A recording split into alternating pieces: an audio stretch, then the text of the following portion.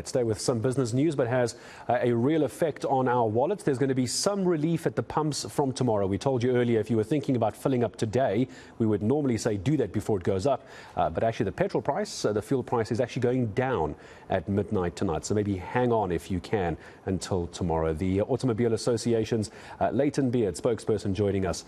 And what I think is the first time this year, Layton, you and I can actually have a positive conversation about the petrol price. We made it. We got here.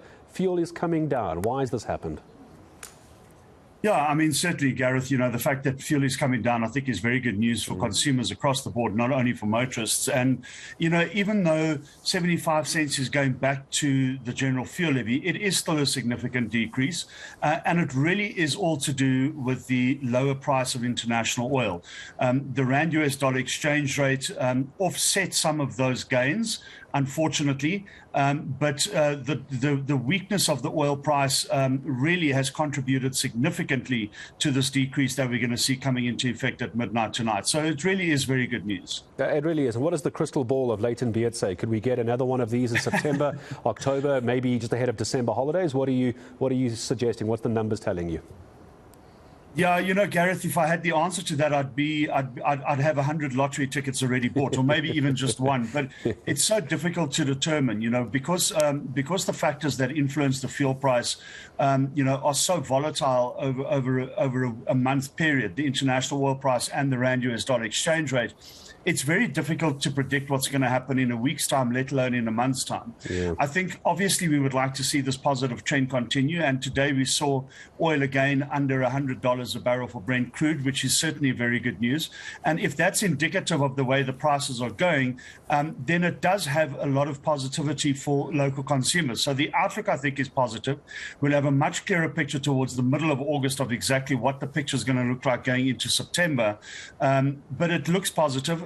If that holds, then yes, there may be good news at the end of August going into September. But I'm not going to speculate just yet. I think we have to wait for those numbers to come in on a daily basis, and then we'll see what the averages give us. Like I say, middle of the month, we'll have a better picture of what the outlook looks like for September. Oh, we're crossing our fingers, and whatever else we have, we can cross for a lower petrol price. But let's not forget the fight still going on, isn't it, Layton, as well, that as far as fuel levies are concerned, you just mentioned that 75 cents levy back into play for us diesel drivers is really a net decrease of about 13 cents. But it's the fuel levy which we mustn't forget about. Just because we have some good news, there's still the fuel levy fight which has to be spoken about, doesn't it?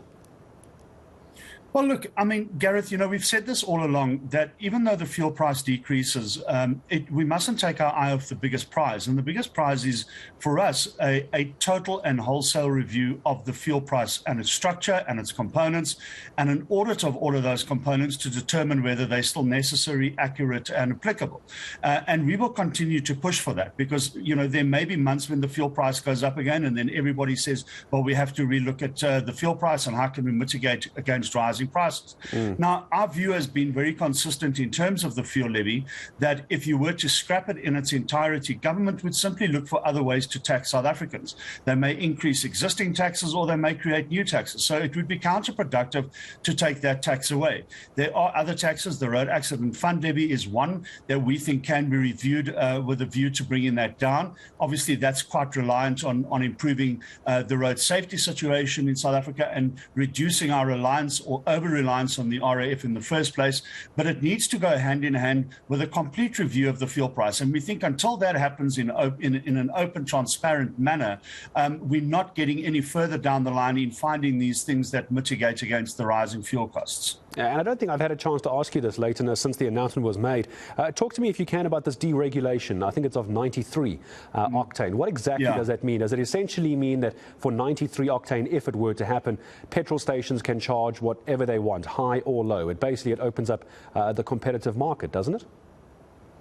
No, I think let's be very clear that, first of all, this is just a proposal that government has made, that the Department of Mineral Resources has asked for comment on, and that comment period should end sometime before the end of August. And what they're proposing is a cap on the price of 93 unleaded petrol.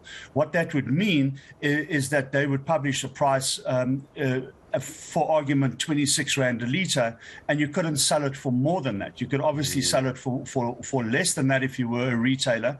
In a truly deregulated environment, such as what we have with diesel, obviously retailers can sell it for higher or lower than that amount. But the cap really is just to put a cap on that price to say, here is a price that government has given, you can't sell it for more than that.